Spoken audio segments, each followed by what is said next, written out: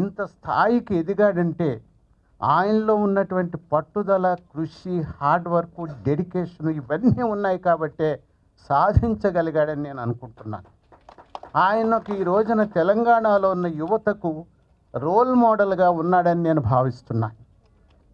అయితే ఇక పోవాల్సిన పని లేదు, కానీ కులం యొక్క రిలవెన్స్ ఉంది. ఇక్కడ తెలంగాణ రిలవెన్స్ ఉంది, కులం యొక్క రిలవెన్స్ ఉంది. కాబట్టి ప్రేమరాజు గారు కూడా మరి అదే వర్గానికి, కింది వర్గాన్ని నుంచి వచ్చినటువంటి వ్యక్తి, తెలంగాణ నుంచి వచ్చినటువంటి వ్యక్తి. ఈ శరణం గచ్చామి సినిమాలోనే ఒక వైబ్రేషన్ ఉంది, ఒక ఫైర్ ఉంది, ఏదో ఒక అద్భుతమైన కథాంశంతో అద్భుతమైన మెసేజ్ సొసైటీకి ఇస్తాడన్న ఫీల్ కలుగుతుంది ఆ టైటిల్ వింటూనే. మన ప్రేమరాజ్ మిత్రుడు, అతని గత సినిమాలు 3-4 చూశాను. చాలా అద్భుతమైన స్క్రీన్ ప్లే, అద్భుతమైన సాంగ్స్, అన్ని కేటగిరీస్లో అతను చాలా శ్రమ తీసుకొని మంచి సినిమాలు తీశాడు. నాకు ముందు ఈ కథ చెప్పారు. ఆర్టికల్ 14 అండ్ 330 ఈ రిజర్వేషన్స్ గురించి ఒక చాలా సంక్లిష్టమైనటువంటి విషయాన్ని చాలా సమన్వయంతో తెరకెక్కించాడు ఈ సినిమాలో. చాలా కష్టం ఇట్లాంటి అంశాలని హ్యాండిల్ చేయటం, చాలా బ్యాలెన్స్ అవసరం. ఆ బ్యాలెన్స్ని అద్భుతంగా సినిమాలో పాటించాడు. తను స్వయంగా కథను రాసినాడు, తనే దానికి అవసరమైనటువంటి పరిశోధన అంతా కూడా చేసినాడు.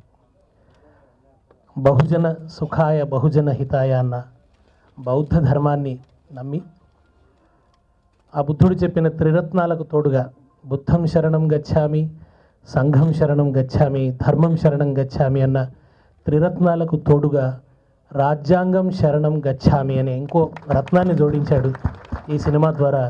బొమ్మకు అంటే ఆధునిక అవసరాలకు తగిన మరో రత్నాన్ని ఆయన జోడించాడు.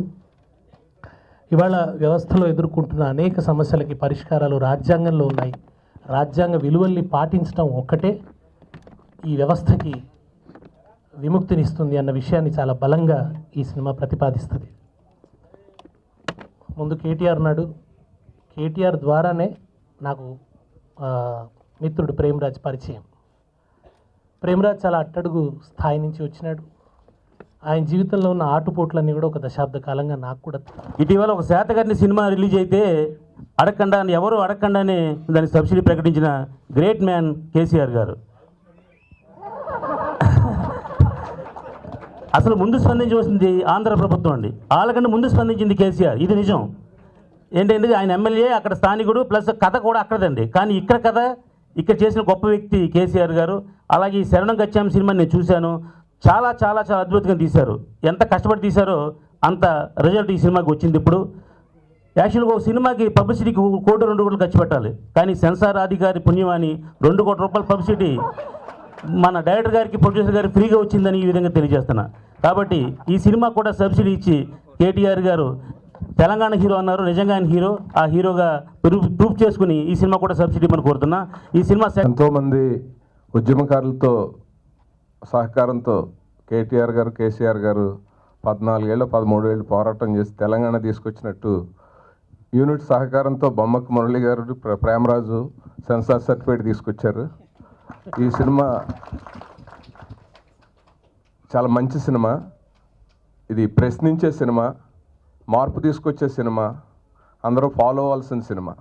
ఎందుకంటే ప్రతి మనిషికి ఒక మార్గదర్శి ఉంటాడు. అలా అందరి మనుషులకి మార్గదర్శి రాజ్యాంగం. Thank you. నా అద్భుతం.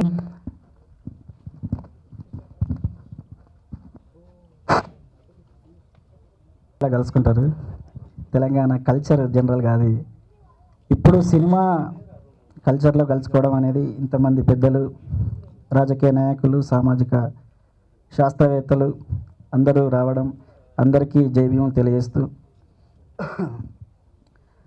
భారతీయ మనువాద చీకటి ఖండంలో, ఈ భారతీయ మనువాద చీకటి ఖండంలో అంబేద్కర్ సూర్యుడు అనే పొద్దు పొడవకపోతే ఈ భారతదేశం ఎంత సర్వనాశనం అయ్యేదో ఈ సినిమా ద్వారా డాక్టర్ బాబాసాహెబ్ అంబేద్కర్ కాన్స్టిట్యూషన్ రాయకపోతే చెప్పులు కుట్టేటోడు కూడా చరిత్రకారుడు చక్రవర్తి కావచ్చు అనేది ఈ రాజ్యాంగం ద్వారా చెప్పిన అంబేద్కర్. ఆ చెప్పులు కుట్టేటోడు కూడా ఆత్మగౌరవంతో ధిక్కార స్వరంతో ఈరోజు ఈ సినిమా మాది అని ఓన్ చేసుకుంటున్నారంటే ఇది ఎంత అద్భుత సినిమా మీరు అందరూ అనుకోవచ్చు. అంటే అలాగే జేబీ రాజు గారిని, సానా యాదవ్ అతిథుల్ని కూడా పేరు పేరున దయచేసి ఎవరి పేరైనా మిస్ చేస్తే కనుక క్షమించండి. సో ప్రతి ఒక్కరు పేరు పేరున ప్రతి ఒక్కరిని స్టేజ్ పైకి ఆహ్వానిస్తున్నాం. అలాగే క్వీన్ అండ్ కింగ్ అంటే అదే.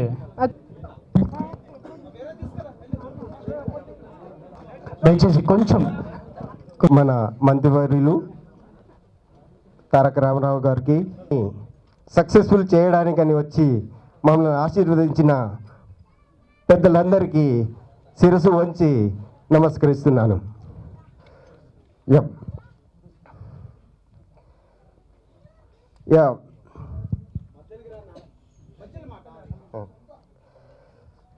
అయితే మూవీ తీయడం అనేది నాది కొత్త.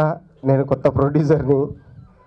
మూవీ అనేది నాకు మూవీకి సంబంధం ఏమీ లేదు. ఆ ప్రొడక్షన్స్కి సమాజంలో జరుగుతున్న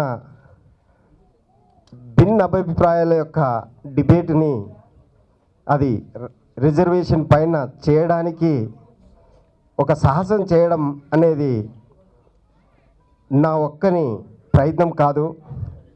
సమాజంలో ఉన్న ప్రతి ఒక్కరూ నన్ను ఫోర్స్ చేసి నన్ను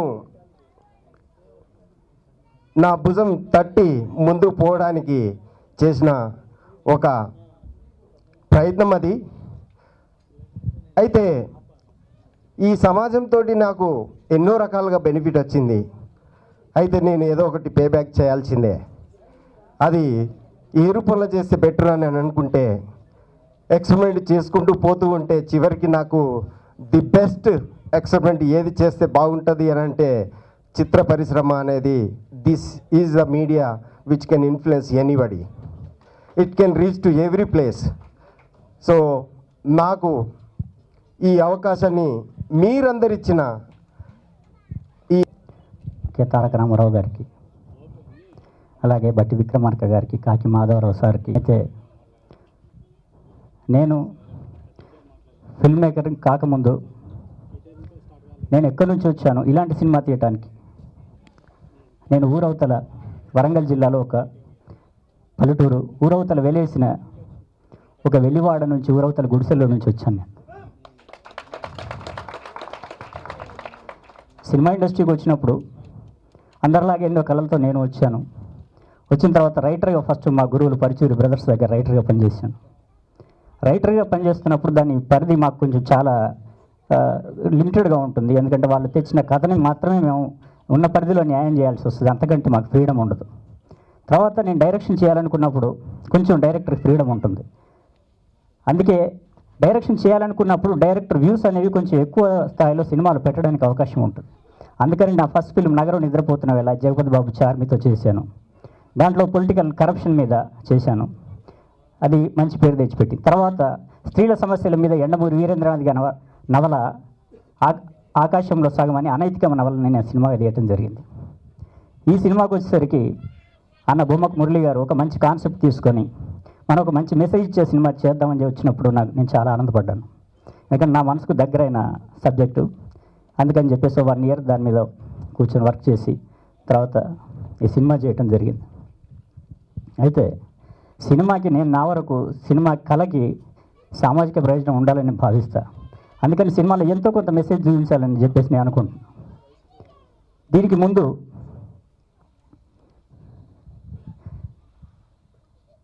దీంట్లో ఈ సబ్జెక్టు అంటే ఇప్పుడు దాదాపుగా మనం బయట పేపర్లో టీవీలో చూస్తున్న చాలా అనేక సంఘటనలు దీంట్లో ఉంటాయి.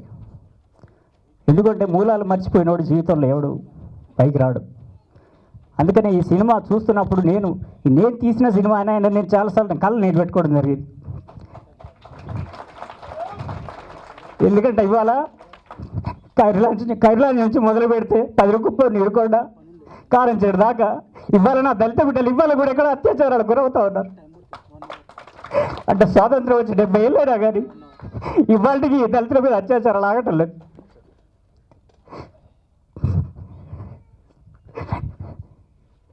మళ్ళీ ఇవాళ దళితులకు ఎస్సీ ఎస్టీ అట్రాసిటీ యాక్ట్ అనేది ఒకటి, దళితుల మీద దాడులు జరిగినప్పుడు కాస్త కాపాడే అది ఆ చట్టం ఉంటే దాన్ని కూడా ఇవాళ నీరుగార్చే ప్రయత్నం ఇవాళ చేస్తూ ఉన్నారు. ఇవాళ దేశవ్యాప్తంగా ఎక్కడ చూసినా కానీ మొన్న చూస్తే ఊనాలో దళిత తల్లుల్ని చెల్లెల్ని ఇవాళ గుడ్డలు కూడా తీసి రోడ్డు మీద పరేడ్ చేస్తా కూడా ఈ దేశంలో అడిగే దిక్కు లేదు. గుడ్డలు కూడా తీసి మానం మీద బూటికాలతో తంతుడం కూడా ఇవాళ అడిగే ఆ హక్కులే కూడా పోయింది ఈ దేశంలో. అయినా కానీ మేము ఇవాళ మేర భారత్ మహారాష్ట్ర పరిస్థితి కూడా వ్యవహారాలు అదే ఇవాళ ఈ దేశం మాకు ఏమి ఇచ్చింది. సోదరులు, ఈరోజు ఈ కార్యక్రమానికి నన్ను ఆహ్వానించిన అన్న ప్రేమరాజ్ గారు, సోదరులు, మరి ఎంతో శ్రమకు వ్యయ ప్రయాసాలకు అన్నింటికీ వచ్చి మరి ఇలాంటి ఇతివృత్తంతో ఒక సినిమా తీయడం అంటేనే సాహసం.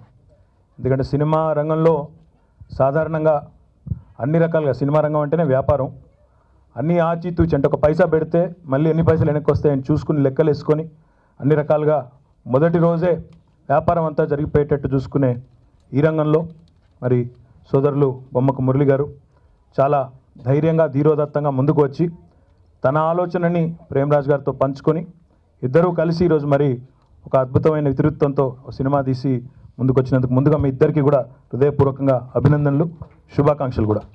అయితే ప్రేమరాజ్ గారి గురించి రెండు మాటలు నేను చెప్పాలి. ఎందుకంటే నాతో వారికి వారు కలిసింది అనుకోకుండా కలిసిన సందర్భం దాదాపు 9-10 సంవత్సరాల కిందట. మన తెలంగాణ ఉద్యమంలో ఆనాడు ఉప ఎన్నికలను ఒక సాధనంగా ఉద్యమాన్ని మరో మెట్టెక్కించే క్రమంలో భాగంగా ఆనాడు 2008లో టీఆర్ఎస్ పార్టీకి సంబంధించిన అందరూ శాసనసభ్యులు, పార్లమెంట్ సభ్యులు ఆనాడు అందరూ కూడా రాజీనామా చేసి ఉప ఎన్నికలకు పోవడం జరిగింది. ఆ ఉప ఎన్నికల్లో మేము ఆశించిన ఫలితాలు రాలేదు. ఆనాడు 16 ఎమ్మెల్యే సీట్లకి 5 పార్లమెంట్ సీట్లకు పోటీ చేస్తే ఉప ఎన్నికల్లో తలపడితే కేవలం 7 ఎమ్మెల్యే సీట్లు, 2 మాత్రమే పార్లమెంట్ సీట్లు గెలిచి ఇంకా తర్వాత అదొక పెద్ద ఆశనిపాతం మాదిరిగా అంటే తగలకూడని ఎదురుదెబ్బ తగిలింది, ఇక చతికిలబడ్డ పరిస్థితి, మళ్ళీ అక్కడి నుంచి ఎటుపోతామో తెలియని ఒక అయోమయ పరిస్థితి. ఆ పరిస్థితుల్లో ఒకరోజు అనుకోకుండా మిత్రుడు రాసిన ఒక వ్యాసం, అంటే ఆయన ఆనాడు నాకు తెలియదు, ఒక పత్రికలోనో లేక ఒక వీక్లీ ఒక బుక్లెట్ నేను చదివిన అనుకోకుండా. రాసింది ఎవరు అని చూస్తే ప్రేమరాజ్ అనే పేరుంది, దాని కింద నెంబర్ ఉంది. నేనే ఫోన్ చేసి అన్న ఒకసారి కలుద్దాం అంటే ఆయన కులం తెలియదు ఆ రోజు నాకు, ఆయన మతం తెలియదు, ఆయన ప్రాంతం తెలియదు, ఆయన ఎవరు, ఆయన ముక్కు మొహం కూడా తెలియదు. కానీ అద్భుతంగా ఎంత గొప్పగా రాసినాడంటే ఎదురు దెబ్బలు అందరికీ తగులుతాయి జీవితంలో, కానీ బాక్సింగ్లో చెప్తారు నువ్వు అవతల వాడిని ఎంత గట్టిగా కొడతావు అన్నది లెక్క కాదు, ఎదుటివాడి నుంచి గట్టి దెబ్బ పడ్డప్పుడు దాన్ని తట్టుకొని మళ్ళీ నిలబడ్డమే గొప్ప అన్న మాట ఏదైతే చెప్తారో ఆ మాట అందులో చెప్పినాడు ఆయన. ఇలాంటివి తగులుతూ ఉంటాయి, పని చేసుకుంటూ పోయే క్రమంలో కింద పడ్డప్పుడు మళ్ళీ లేచి లక్ష్యం చేరుకునే వరకు కొట్లాడేవాడే ధీరోదాత్తుడు అనే మాట వారు చెప్పి ఆనాడు నైరాశ్యంలో ఉన్న నాలాంటి చాలామందికి, ఎందుకంటే ఈ ఉద్యమాన్ని మీ అందరు కూడా తెలుసు, ముందుకు నడిపిందే తెలంగాణలోని సబ్బండవర్ణం, వీరువారని కాదు, దానికి నాయకత్వం వహించింది ఎవరన్నది పక్కన పెడితే నడిపింది మాత్రం సబ్బండవర్ణం. మరి ఆనాడు ప్రేమరాజ్ గారు ఇచ్చిన ధైర్యంతో ప్రేమరాజ్ గారు ఆనాడు వారి వంతుగా వారు ముందుకొచ్చి ఆనాడు చేసిన సహాయం నా జీవితంలో మర్చిపోలేను. ఆనాడే మా ఇద్దరికి ఒక గొప్ప అనుబంధం, స్నేహం కుదిరింది. ఆ తర్వాత తను అంచెలంచెలుగా ఎదుగుతూ పోయినాడు. ఆనాడు తను పరచూరి బ్రదర్స్ దగ్గర రైటర్గా ఉన్నాడు. తర్వాత మొదటి సినిమా మొదలు పెడుతున్నప్పుడు చెప్పినాడు, అన్న మొదలు పెడుతున్నా అన్నాడు. సంతోషం అని చెప్పా, కానీ ఎందుకు నన్ను అప్పుడు కూడా పిలవలేదు. తర్వాత 2వ సినిమా తీసాడు, అప్పుడు కూడా పిలవలేదు. ఈసారి మాత్రం ఫోన్ కూడా చేయలేదు, వాట్సాప్ మెసేజ్ పెట్టిండు, అన్న సినిమా తీసినా మరి ఆడియోకి నువ్వు రావాలి అన్నాడు. అంటే ఆయన మీదున్న అభిమానంతో సినిమా నిజానికి ఆ రోజు అడిగినాను, నిజంగా చెప్తున్నా, కంటెంట్ కూడా నాకు తెలియదు. ఈరోజు ఇక్కడికి వచ్చి నాకు తెలిసింది, కానీ ఆ కంటెంట్ కూడా నాకు తెలియదు. కేవలం తన మీద ఉన్న అభిమానంతో, ప్రేమతో ఇక్కడి దాకా రావడం జరిగింది. కానీ ఒకటి మాత్రం వాస్తవం, గొప్పతనం ఏంటంటే మనిషిది, ఆయన ఇప్పుడు నేను అనుకోకుండా మరి మనం అధికారంలోకి రావడం, అసలు పార్టీ ఉంటుందని అనుకోలేదు నిజంగా చెప్పాలంటే. అందుకే విమలక్క నేను మళ్ళీ ఈ మధ్యలో వేదికలు పంచుకునే సందర్భాలు కూడా రాలేదు. ఆనాడు 2014లో ఎన్నికలకు ముందు తెలంగాణ వచ్చిన తర్వాత కాంగ్రెస్ పార్టీలో అన్నేడు విలీనం అయిపోద్దని అనుకున్నా అన్నాడు. అప్పుడే నేను ఏమనుకున్నా అంటే రాజకీయాల నుంచి పక్క తప్పుకుందాం అని కూడా అనుకున్నా. వాస్తవం చెప్తా ఉన్నా. కానీ అనుకోకుండా మంత్రి అయినా, కానీ ఈ మనిషి గొప్పదని చెప్పడానికి చెప్తా ఉన్నా. ఇదంతా 30 నెలలు అయింది నేను మంత్రి. అందులో మా తండ్రి గారు ముఖ్యమంత్రి. కానీ ఏ ఒక్కరోజు కూడా నాకు ఇంత స్నేహితం ఉండి, ఇంత అనుబంధం ఉండి, ఇంత దగ్గర వ్యక్తి అయి ఉండి కూడా ఏ ఒక్కరోజు కూడా మొన్న ఒక వాట్సాప్ మెసేజ్ పంపించే వరకు ఫలానాది నాకు కావాలి వ్యక్తిగతంగా అడిగిన ఒక్క సందర్భం కూడా లేదు అంటే ఆయన వ్యక్తిత్వం దాన్ని బట్టి మీరు చెప్తారు. ఏ ఒక్కసారి కూడా అడగలేదు. ఎందుకంటే ప్రభుత్వంలో ఉన్న వాళ్ళతో సహజంగా ప్రభుత్వంలో ఉన్న వాళ్ళకి కొత్త చుట్టాలు ఎక్కువ అవుతారు జనరల్గా. ఇదివరకు ఎన్నడూ కనబడిన వాళ్ళు అందరూ ఇప్పుడు వరుసలు కనబట్టి వస్తారు, నిలబడతారు, వాళ్ళే ముందుంటారు, మిగతా వాళ్ళని దోసేస్తారు. ఇవన్నీ జరుగుతాయి. కానీ ఈయన గొప్పతనం ఏంటంటే కష్టంలో ఉన్నాడు. ఈరోజు అధికారంలోకి వచ్చిన తర్వాత మాత్రం ఏనాడు ఒక్కసారి కూడా ఒక చిన్న సాయం కూడా అడగలేదు. అట్లాంటి వ్యక్తి మరి తీసిన 3 సినిమాలు డెఫినెట్గా చెప్తారు. ఇందాక అమ్మాయి కూడా చెప్పింది, క్వాంటిటీ కంటే క్వాలిటీ ముఖ్యం. డెఫినెట్గా ఈరోజు 3 సినిమాలు తీసినప్పటికీ ఆ 3 సినిమాల్లో ఒక సామాజిక వితృత్వంతో కానీ, ఒక సందేశంతో కానీ, ఒక బలమైన సమాజం మీద ముద్ర వేసే ఒక అద్భుతమైన కథనంతో సినిమాలు తీయడం అనేది ఈ రోజుల్లో సాహసం అని చెప్పక తప్పదు. రెండోది, మాట్లాడిన ప్రతి ఒక్కరు కూడా చిన్న సినిమా అన్నారు. చిన్న సినిమాలు పెద్ద సినిమాలు అనేవి ఉండవు. సినిమాలో దమ్ముంటే ఆటోమేటిక్గా అదే పెద్ద సినిమా అవుతుంది. ఖచ్చితంగా ఈ సినిమాలో అది కనబడుతుంది. ఎందుకంటే ఇందాక దేశపతి శ్రీనివాస్ గారు మాట అన్నారు, త్రిరత్నాలు అన్నారు. బుద్ధం శరణం గచ్చామి, ధర్మం శరణం గచ్చామి, సంఘం శరణం గచ్చామి అన్నారు. కానీ ఆ 4వ రత్నాన్ని జోడించిన మాట ఏదైతే వారు చెప్పారో, రాజ్యాంగం శరణం గచ్చామి అనేది చెప్పారో, సంపూర్ణంగా ఏకీభవిస్తుంది. ఎందుకంటే ఈరోజు ఆ రాజ్యాంగమే లేకపోతే, డాక్టర్ బాబాసాహెబ్ అంబేద్కర్ గారు ఆనాడు ఒక దార్శనికుడి మాదిరిగా ఆలోచించకపోతే ఈరోజు తెలంగాణ రాష్ట్రం కూడా లేదనే విషయాన్ని కూడా నేను గుర్తు చేస్తాను. ఆ రాజ్యాంగంలో ఆనాడు, ఈరోజు కాదు నేను చెప్పేది, ఆనాడు తెలంగాణ ఉద్యమ క్రమంలో కూడా అందరం కోట్ చేసినాం. ఏ టీవీ చర్చకు పోయినా చెప్పినాం. టిరనీ ఆఫ్ మెజారిటీ అని చెప్పేసి కాన్స్టిట్యూయెంట్ అసెంబ్లీ డిస్కషన్స్లో ఆనాడు అంబేద్కర్ గారు ముందు, వాళ్ళ కమిటీ ముందు చర్చ జరిగినప్పుడు, వాదోపవాదాలు జరిగినప్పుడు, కొత్త రాష్ట్రం ఏర్పడాలి ఈ దేశంలో రాజ్యాంగబద్ధంగా అంటే మరి ఉన్న రాష్ట్రం ఒప్పుకోవాలి అని ఒక ఆయన సూత్రీకరిస్తాడు. ఉన్న రాష్ట్రం ఏదైతే ఉందో ఆ రాష్ట్రం మొత్తం ఆ రాష్ట్ర శాసనసభ ఆమోదించాలి, ఆమోదించిన తర్వాతనే కొత్త రాష్ట్రం ఏర్పడాలి అని సూత్రీకరిస్తే ఆనాడు అంబేద్కర్ గారు చెప్తారు, ఇప్పుడు ఎవరైతే నిన్ను ఇబ్బంది పెడుతున్నారంటున్నామో, ఎవరి చేతనైతే నువ్వు ఇబ్బందులు పాలవుతాను అని అంటున్నావో, ఎవరైతే నిన్ను పీడిస్తున్నారంటున్నావో, ఎవరి నుంచి అయితే విముక్తిని కోరుకుంటున్నావో వాళ్ళ వైపు నుంచే నో అబ్జెక్షన్ సర్టిఫికేట్ అంటే ఎట్లా వస్తుంది? అది కాదు, కుదరదు. ఖచ్చితంగా ఈ దేశంలో మైనారిటీలు ఏ రూపంలో ఉన్నప్పటికీ, అది కులపరంగా కావచ్చు, మతపరంగా కావచ్చు, ప్రాంతపరంగా కావచ్చు, ఇంకో పరంగా కావచ్చు, అల్పసంఖ్యాకులకు రాజ్యాంగం అండగా నిలబడకపోతే, మైనారిటీలకు రాజ్యాంగం అండగా నిలబడకపోతే ఇక భవిష్యత్తులో ఎప్పుడు న్యాయం జరగదని ఆయన సూత్రీకరణ ఏదైతే ఉందో దాని ఆధారంగానే ఈరోజు తెలంగాణ ఏర్పడింది అని ఖచ్చితంగా నిర్ద్వందంగా చెప్పాలి, చెప్పక తప్పదు.